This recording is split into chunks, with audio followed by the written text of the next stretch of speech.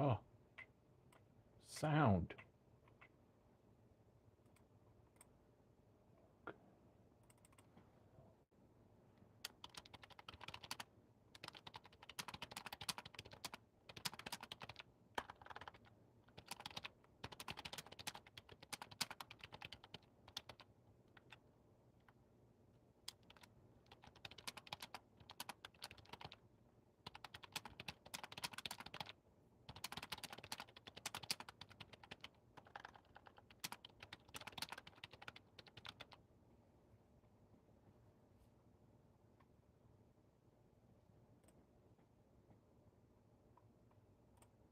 Still have sound?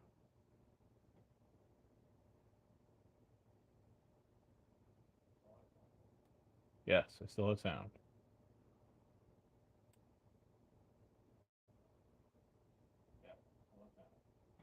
The mic sounds terrible, though.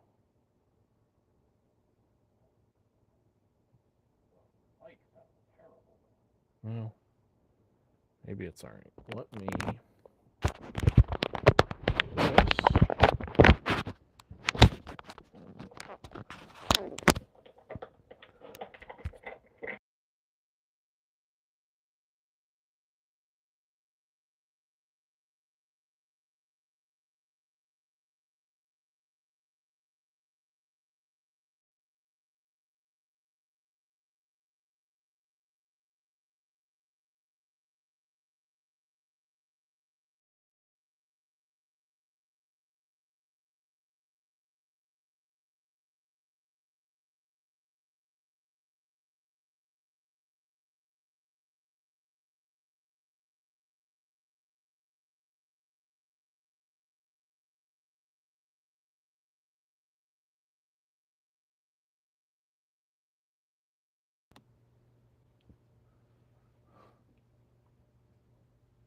Okay, let's try this. Test 1, 2, 3.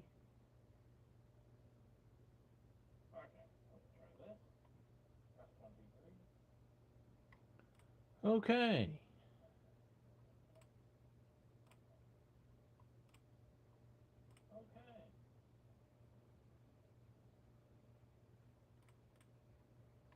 That hypothetically may have worked.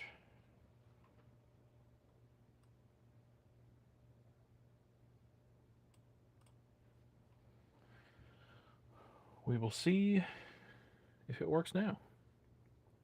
Hopefully it does.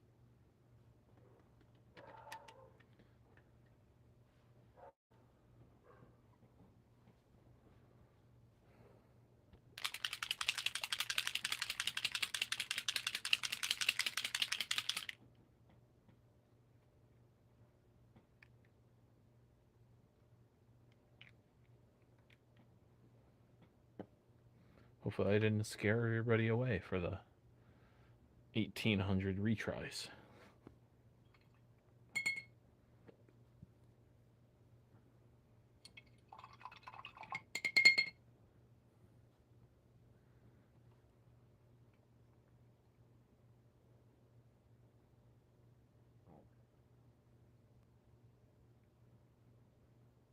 Hooray! Sound! I don't exactly know what I did to make it work, but it works. That's all that matters.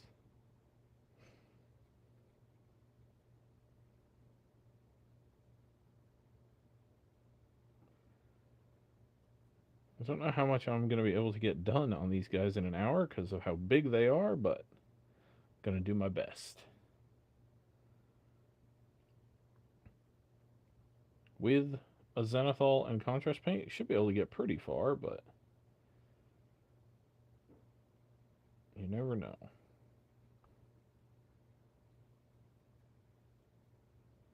Also, now that I've spent the first, however long that was, 30 minutes of my time trying to make the sound work, and not actually knowing how I fixed it, you know. This time I started the stream unlisted. The sound worked, and then I just switched it to public.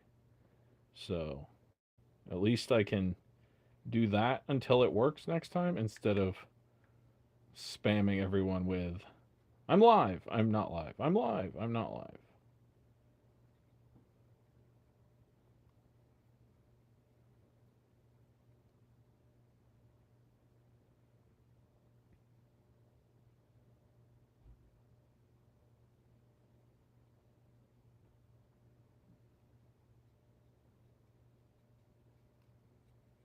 Something I had forgotten about these Mournfangs is how much paint they use. I've only painted one before, but they've got a lot of surface area.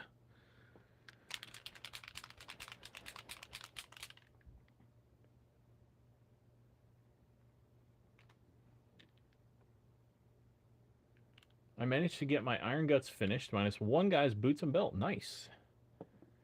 Just bases to do. Left basing materials at home, out of the country for Christmas. Yeah, it makes sense.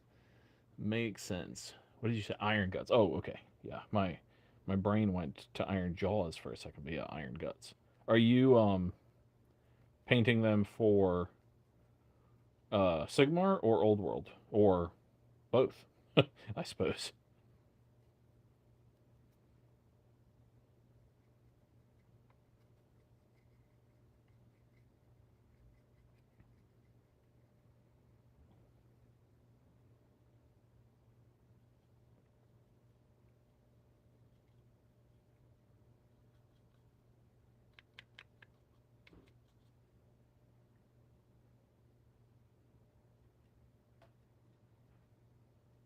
I haven't ever played with my ogres in Old World. Played with them a lot in Sigmar, but I'm gonna play my first game with them this weekend. So in Old World, so I'll see how they do. Although I suppose my first game isn't going to be a very good metric of how good they are or not, unless they're terrible. In which case, my performance with them will be right on par, I guess.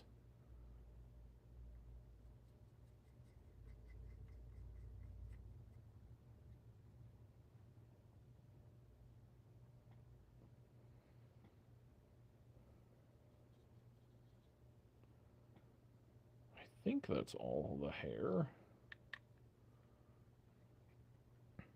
One of the most annoying things about painting horses or mounts is getting the back side of the legs. I always forget one, it feels like.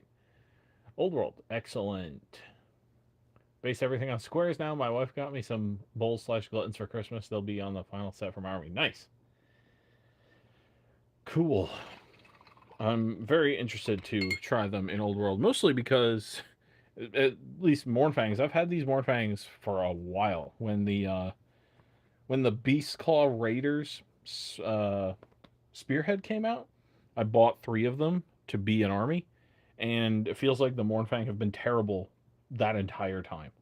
And so I when the whatever that update was that came out recently, I asked a more knowledgeable ogre player um, if they had changed, if Mournfangs had gotten better, and he said no. So I said fine, I'm just making the jump, and I'm going to put them on rectangles. I haven't put them on rectangles yet because I have to. I want to finish the bases before I put the models on. So I'm just painting them on their ovals for now.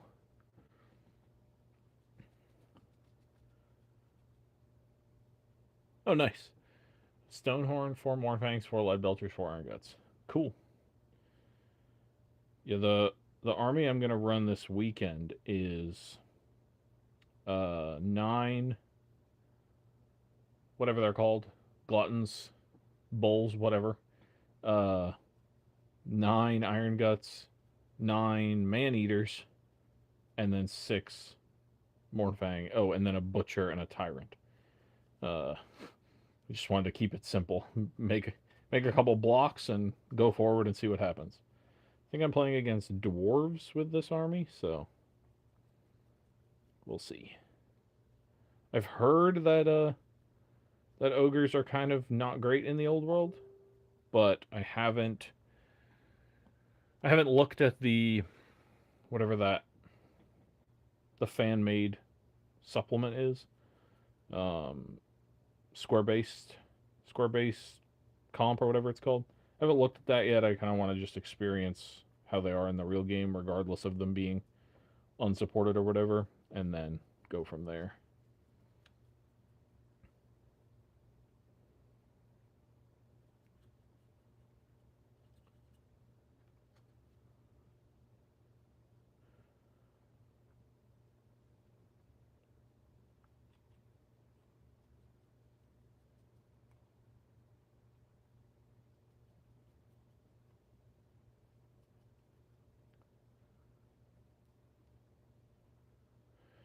Yeah, the I would rather personally. I'm not sure exactly what it is. If I'm just stubborn or I'm not really sure, but I'd prefer to play with the GW rules. I think rather than the fan made. I'm not really sure why I feel that way because the guys who make the square based thing are like they seem to have done it in a very very professional manner and all that. I don't know. It might just be like memories of ITC comp back in the day and just bad memories from that. But I'm gonna try for a little while anyway, just using the GW rules and see what happens. I unfortunately don't have many tournaments in my area other than the ones that we host as a club. So I won't have I won't have too much to worry about in that aspect.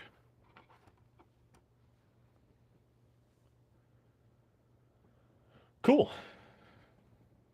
I mean, hey, it showing up to your first game with a fully painted army is an awesome flex. There are people who have played, you know, dozens of games and their army still isn't painted. So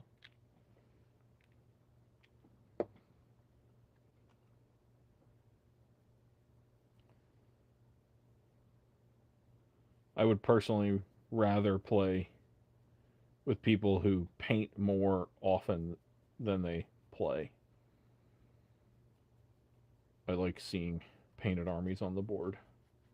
Of course, if you're new, that is not always the case, and absolutely let's allow new people to play without painted armies.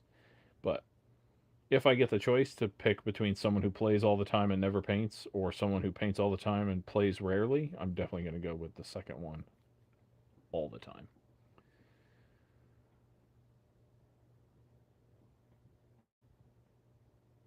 I've seen many videos online where a few models here and there are still gray or base is not finished. Yeah, I I try my absolute hardest to never go to an event with unpainted models. Well, no, I was gonna say every now and again it happens, but I don't think it really does. I play with unpainted models on like club day and stuff, just game night, because I like trying stuff out, see if I actually enjoy playing it before necessarily painting it. But events, I think I kind of understand the logic of you don't want to hard require painted at events because I personally think that events are one of the best places for new people to learn. It gets them it gets them a lot of practice quickly because you're playing 3 games in a single day, but it also gives them confidence in the sense that they realize that tournaments aren't scary. Um, they're which I think is a perfectly legitimate thought to have. Like, there's a lot of ultra competitive content made for Warhammer and games in general. And so tournaments can be intimidating, but I think that people learning that a lot of local tournaments are just essentially game nights that are a little bit longer, I think is a really good experience to have, and then combined with all the experience the person gets from playing 3 games back to back to back is really good. So I don't ever want to hard put a hard paint requirement on an event, but I do definitely encourage people who haven't painted. If your army is gray and you're new, brand new, and then 2 years later, you're still playing and haven't painted a single model. We gotta start moving people along here on their hobby journey. All right, that is. Oh, I just realized I painted both regular guys. I was gonna try to do a unit at a time, but then I didn't paint either of the sergeants or the unit champs or whatever they're called. I think they have. One of the things I like about Old World is that they have bespoke uh, unit champion names, uh, unlike um, Sigmar, where everything is just champion. I don't remember what this unit champion is called, but I know it exists. I know it has a unique name.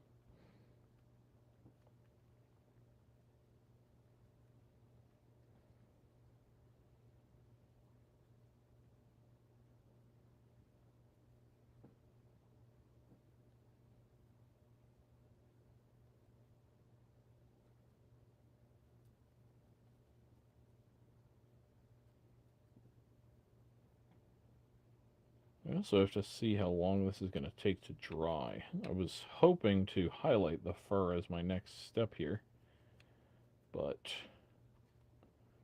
this paint may take longer to dry than I'm willing to wait.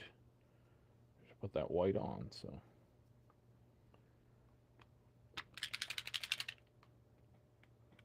And my dang palette keeps running out of paint. Then the ball bearing gets stuck in the applicator.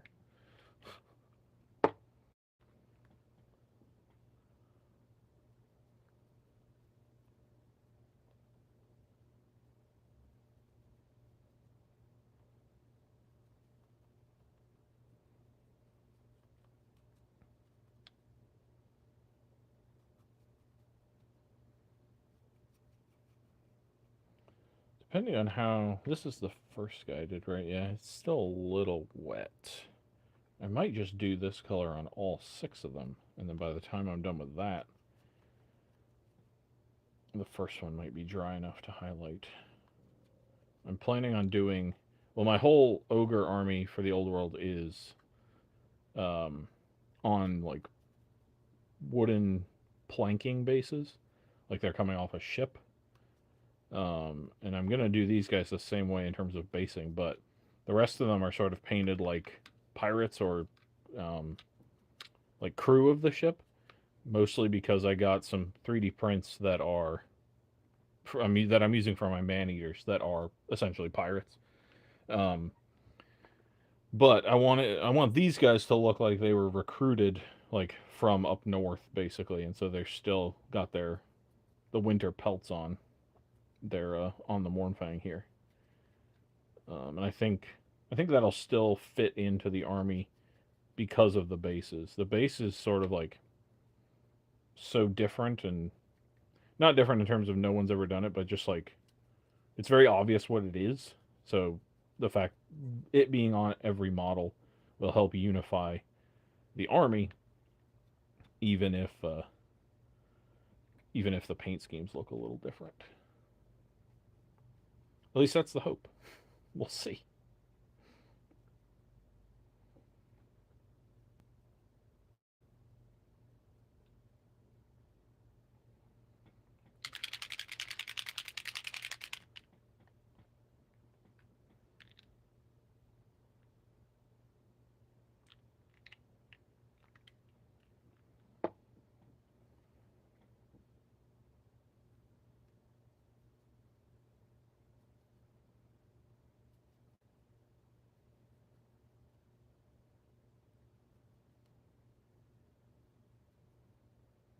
Um, you said, Joey, that you were out of the country.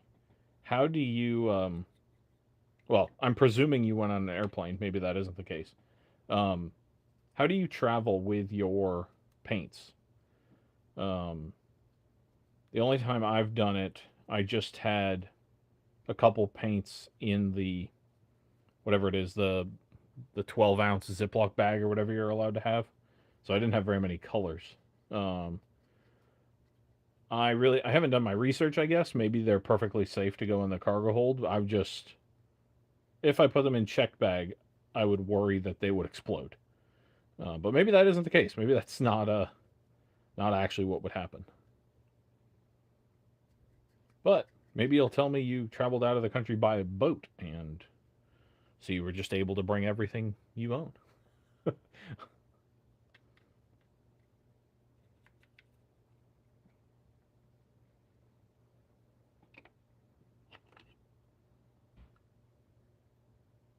Oh, right. I forget that there are countries that like border each other that are easily drivable. Yes, of course. That makes a ton of sense. How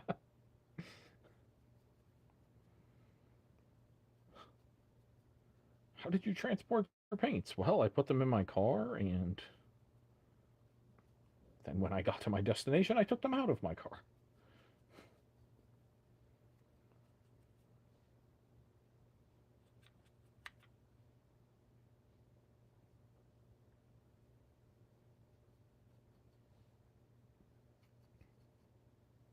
Just fell straight into the American stereotype there.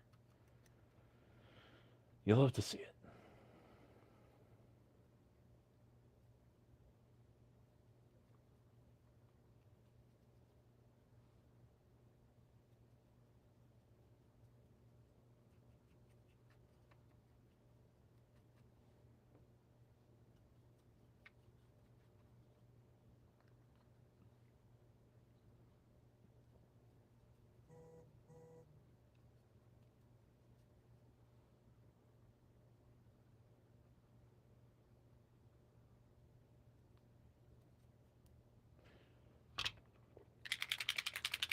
It was still a 3.5 hour drive, but yes, everything in the big bag and secured them in the car. Issue I have now is transporting the models home. They were built when we arrived. Yeah, no, that's fair. I have run into that problem as well. Bring unbuilt models to a place, build them, and then, oh, how do I transport these back now? One of my one of my go-tos has been a sheet of cardboard with some slots cut in it, and then rubber bands running from slot to slot across the width, and then you put the bases of the models under the rubber band. That has worked for me in the past.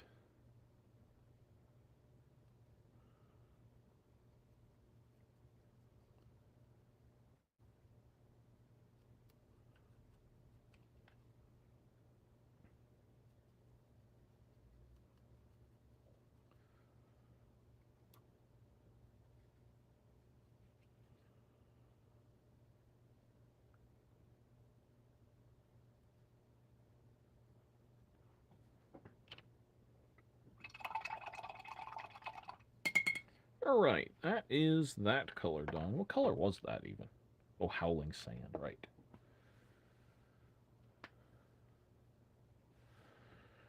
Yes, that would work too if there was a shop in the area that just had a simple storage container. Right. Well, all right. Now I'm going to use this flat white marker from AK and hope that my first guy here is dry enough. I think he is. Um, and then I'm just going to highlight. He's a little. No, I'm. Still a little too wet to do that. So instead, I'm going to pivot and I'm going to paint the skin on these guys, I think. And so for that, I need. I'm looking for dark wood. Speed paint color. Actually, I might use a wash, come to think of it. What about strong skin shade? I think that'll be fine. We'll do that. Then I'll highlight with red after that. Or with red? What? With white after that.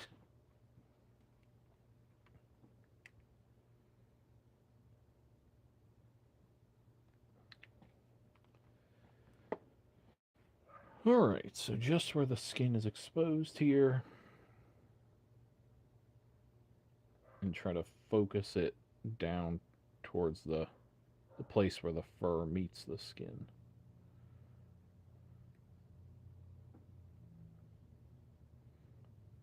Yeah, my paint, my first color was still a little bit wet here, but that's all right.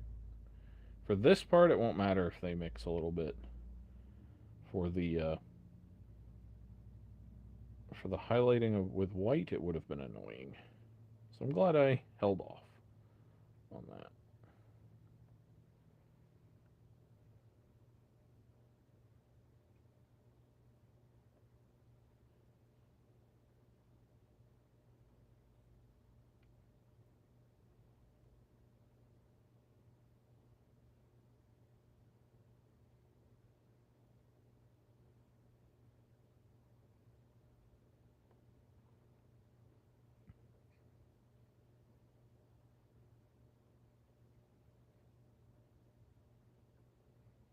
And if a little of this gets into the fur, it's not the end of the world. It is just brown after all.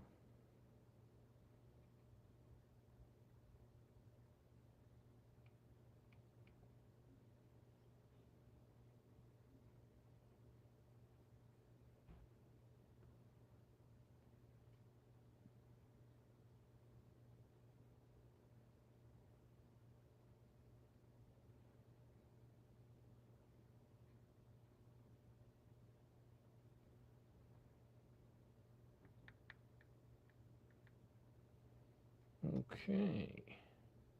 Looks pretty good. I think I might do a second layer after this dries. It's not as dark as I wanted, I don't think. But we'll see.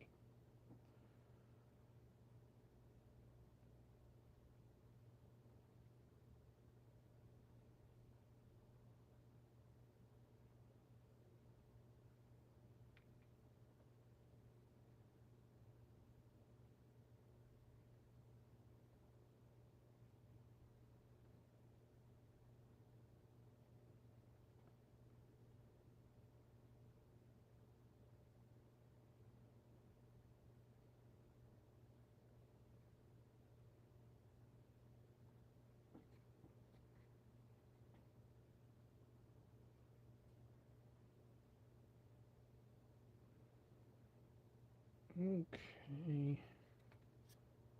Think that's everything. Probably missed some skin somewhere, but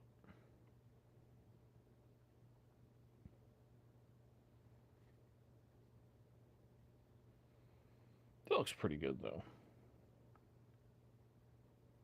Probably once that dries, give it a second layer just to really differentiate it.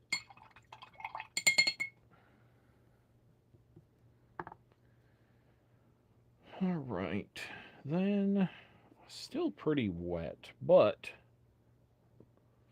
I will. I think I'll do the tusks now,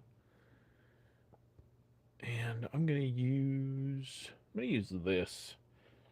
This is Andrea Color 5 in the black paint set. They don't really have names, they just have numbers. But I'm going to use this because it dries very matte and I think it will look like sort of a black bone, which is what I'm going for on these guys here. So I'm going to get the tusks and the nails on this guy. I think some of them have their teeth exposed. I guess tusks are teeth, maybe. But some of them have more teeth exposed, so I'll get them on there as well. But this black number 5 is a pretty warm color, so it will go well with our fur colors we're using.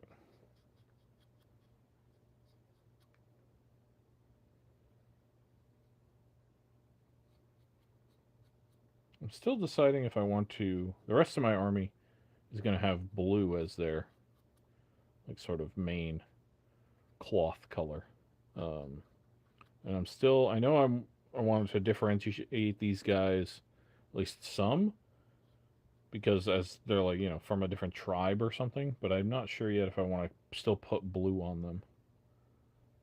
As if this is like the whatever tyrant is leading this warband, like that's his color, or if these guys would have a different color on them. Still have to figure that out. Thankfully, the blue I plan to use is just a contrast paint, so if I put it on and I hate it, I can just paint over it, no problem.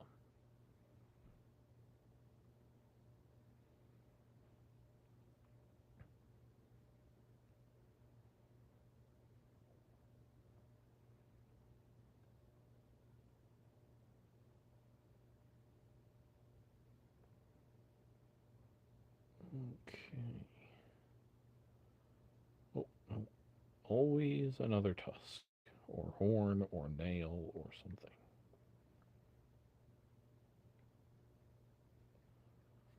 I think that's all of them now, though. Yes. Right. Then this is still drying and not ready for.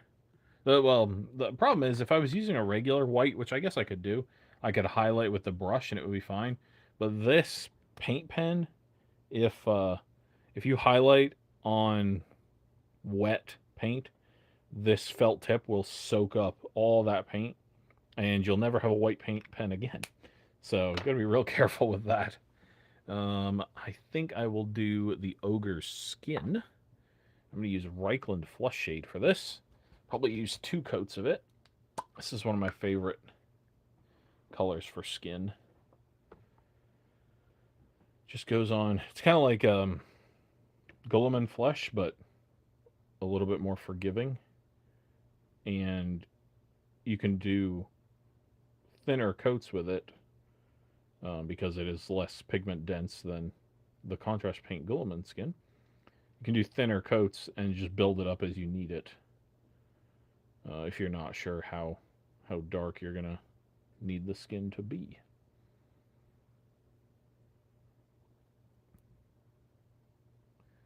I may need to go and highlight the back a little bit more at some point. The Zenithal is a little too much front focused right now. But it also might be fine. It'll be, well, knock on wood, it'll be mostly me who sees the back of my models, not my opponent. So if the back isn't painted as well, it doesn't matter. I don't know what ogre leadership is in the old world, but I imagine it's not great. It's either going to be great or terrible. Like either they're scaredy cats that just run away from anything, or they're like immune to psychology or something. So I'll find out when I play my first game. All right, probably do a second coat of that later, but for now,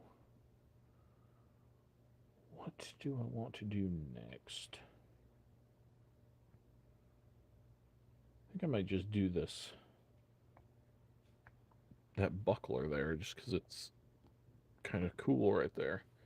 I am going to start with what?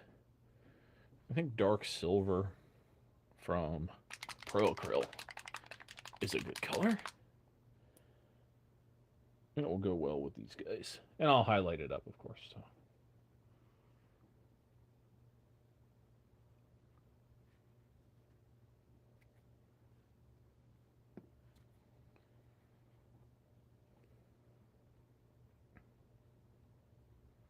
This, of course, will completely kill the Zenithal on this part of him, but that's okay. Maybe I'll do the other silver in Speed Paint Metallic.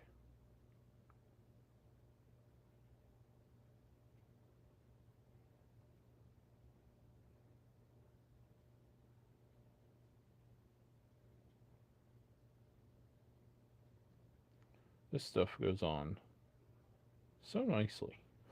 It has such good coverage. But I suppose that's true of pretty much every Pro Acryl color.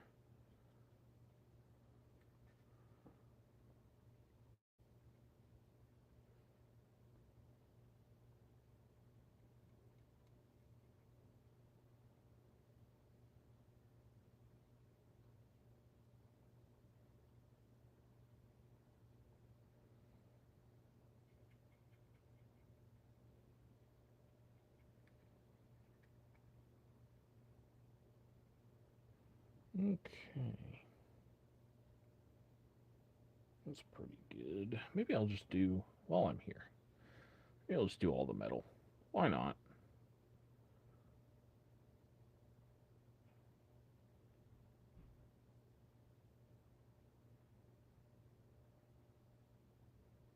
That way I can see what it looks like with the other colors as I add them.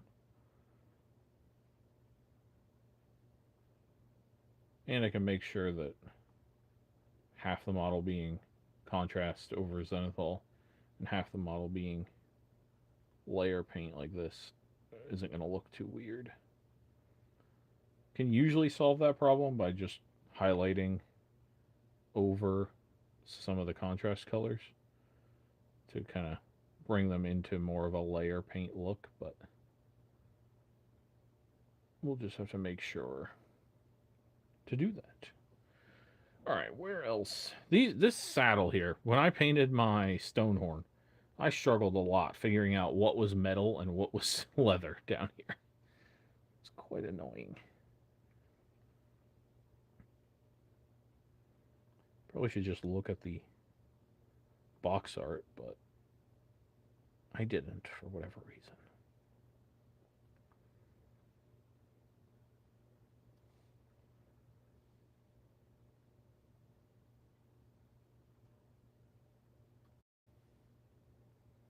I also have to decide if I want to put my Stonehorn, who's on an oval scenic base, if I want to put him on a rectangle. Might be able to just put the whole oval on the rectangle, to be honest. That would be ideal, because I really don't want to break him off that base. Although, that base isn't going to match the bases I'm doing for these guys at all, so maybe he'll just stay on an oval as a shelf piece instead of a gaming piece.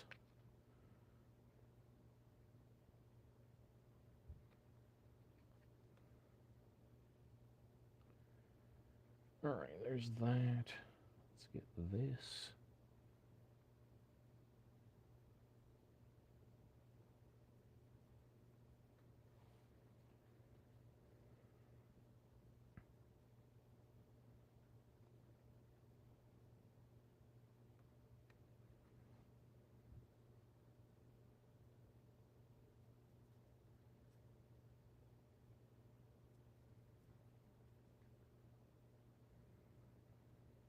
Okay.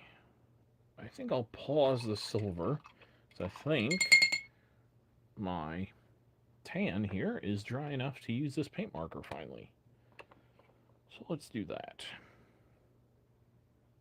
Just gonna kind of go over the high points here with this. The marker is really nice for this because the felt tip can't squeeze in between the lines, or the can't squeeze into the grooves, so it can just sit on top and give you a really nice and easy highlight, which is just what we want.